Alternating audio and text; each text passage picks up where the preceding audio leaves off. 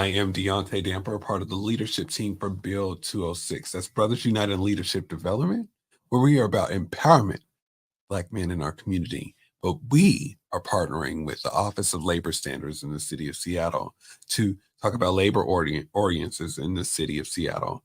And mainly the areas of making sure that we navigate community members towards, I would say, their safety. Because sometimes when we don't know the laws, it can be unsafe. Yeah. And I'm just so happy to have you here.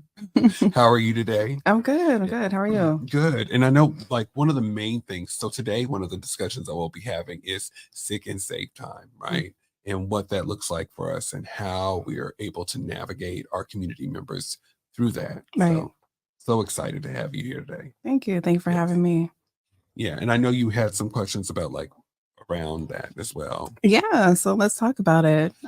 Seattle Sick and Safe Time Ordinance. Yeah. Seattle Municipal Code 14.16. So what is this ordinance? So mainly what it does is it's just mainly for people that are in Seattle city limits, right? And this is described to make sure it helps the remedies and the procedures of paid and sick time, right? Okay. So we already know, like, when we're sick, but we also know when we're safe, right? Right. There are times when, what I love so much about this specific one, right, is that we're having a discussion about what safe time looks like. Could it be could you have been in an abusive relationship? Could you have lost a partner? Could navigating through that process, what safety looks like is so important. So I'm proud of this audience. As a person that has been through domestic violence, there was times where I needed off and I was going through so much trauma. So I'm so happy to be in this specific position, because now it's like we get to navigate our folks through that so they don't feel that, right? Yeah. And being sick, talk about being sick and safety, it also looks differently for everybody, right? It's not the same across the board. So is this new? Is this, when did this happen? Honestly, this happened in September, right? September Okay. 2012, right? That's when the ordinance took place, right? But it took effect in 2020. Okay. So right during the pandemic. And we know that there were very many calls. I spoke to an investigator before, and there were very many calls during this space about paid and sick time. There were many parents and not just parents, but community folks that did not know about this time. So happy that it took an effect. I speaking to the investigators a year ago, they talked about this specific paid and safe sick time. Okay. Because a lot of community members did not know that they actually that this actually exists. Okay. So many community members just took the job loss. So who comes together to create this ordinance? Is there city officials, administrators? Well, there's different administrators that kind of range in that space, that are able to help with education and training. But above all else, like, as you're going through the process, it's the investigators that kind of help you navigate through that space. Okay. But the training that Build also provides as well, along with a host of other organizations, are able to help you navigate through that process. Okay. So the way that I look at it is a community compass around navigating through the sick and safe space. Okay. So how do we contact these navigators? So there's two different ways, right? What we do with Build, you can always look on build206.com /labor standards and speak to someone to go through an intake process, right? I did it throughout this year, and kind of navigating community members to make sure that it fits the criteria to go through. Okay. And a lot of other times they're actually able to speak to an investigator to hear a little bit of their case, to be able to navigate them thereafter. And above all else, what I love about it,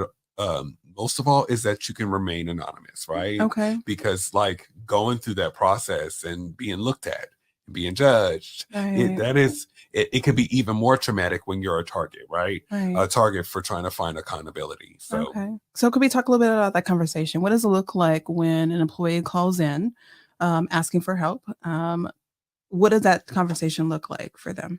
Well, I could be able to say that, but I think the better person would be able to say that would be Kathy Garza Okay. from OLS, Office of Labor Standards. She's one of our great investigators that we've had here. And I want to kind of flash back. So we're going to look at a quick clip of Kathy Garza talking about what that process looks like and how we're navigated, and we'll be right back.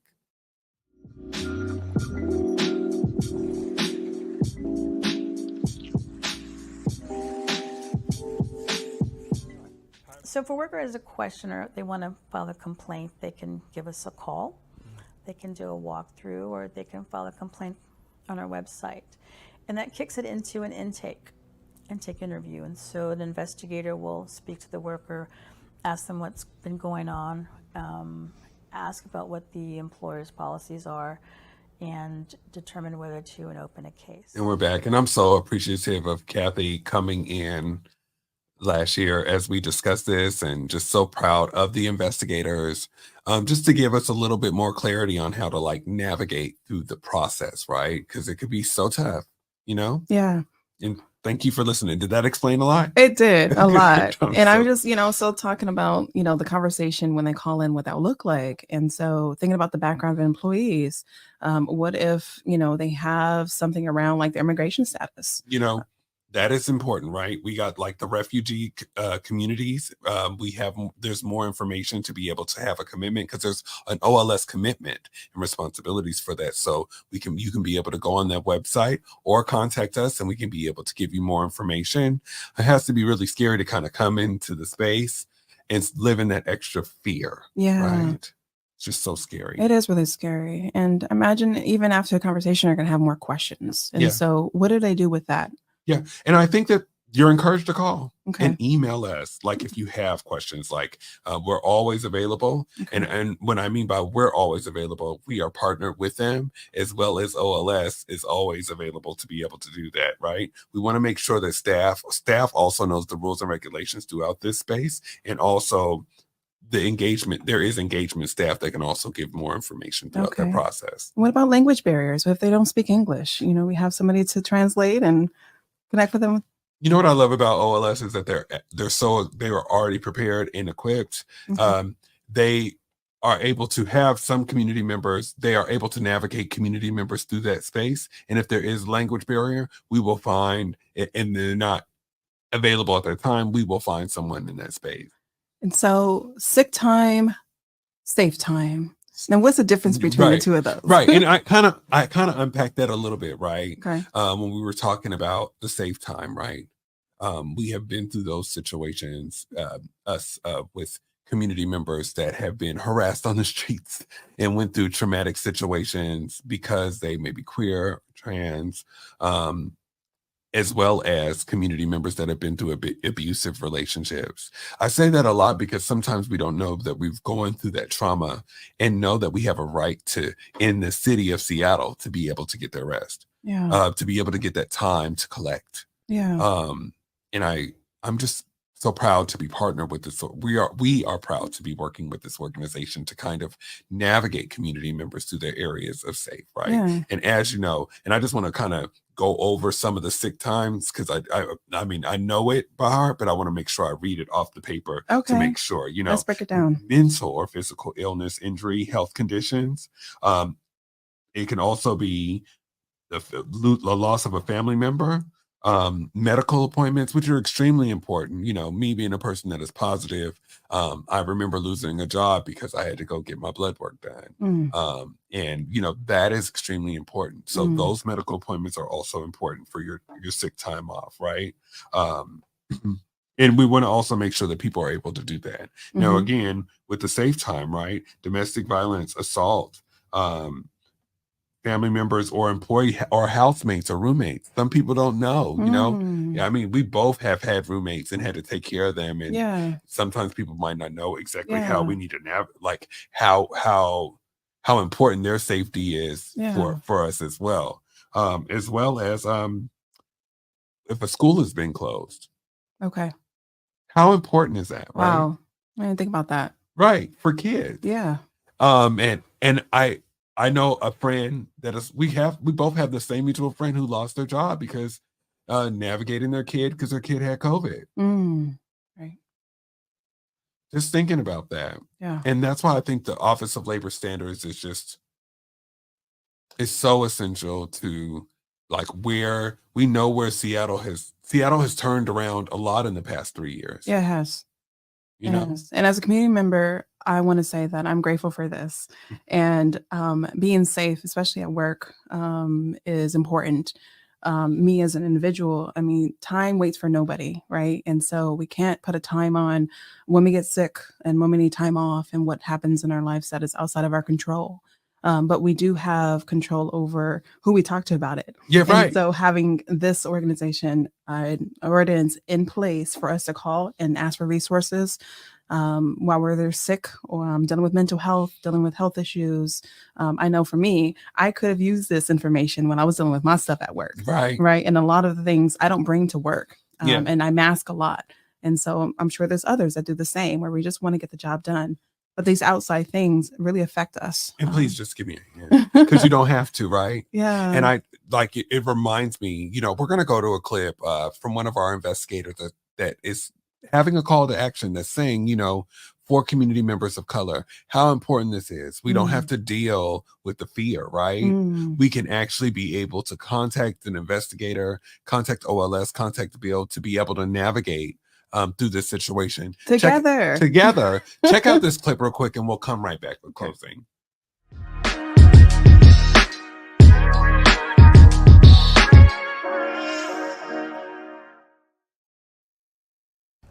So many of us are impacted by this.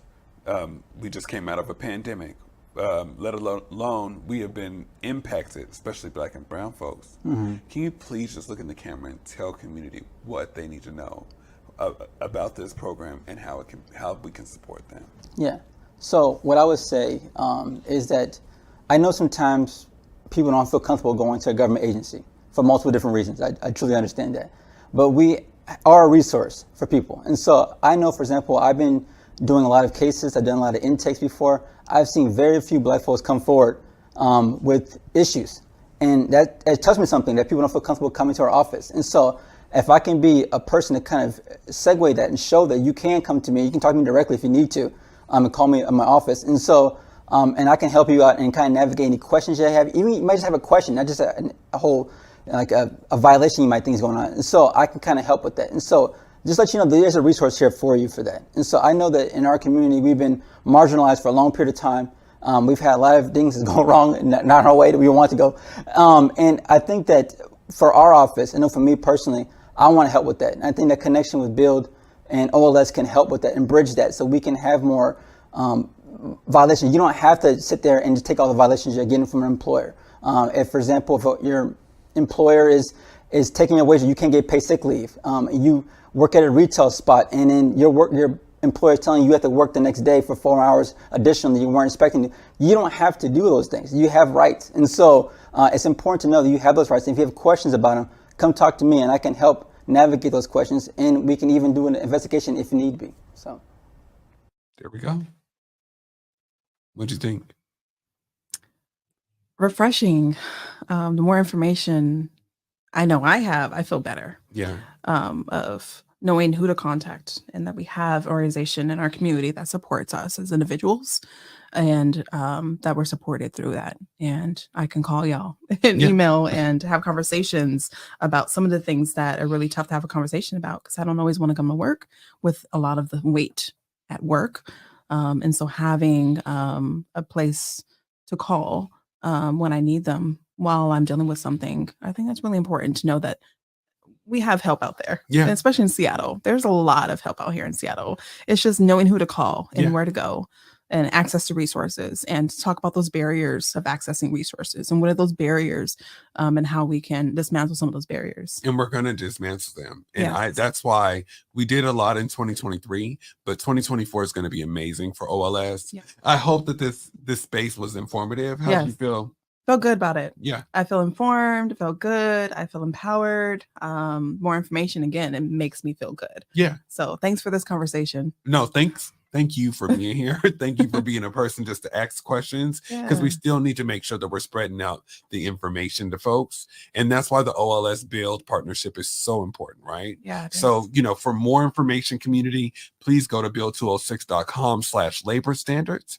I am Deaunte. I'm from your leadership team. I'm so happy to be here. And thank you very much, guest. Yes. Yes. And brick by brick, thank you so much, y'all, for tuning in to the Build 206 podcast /OLS Labor.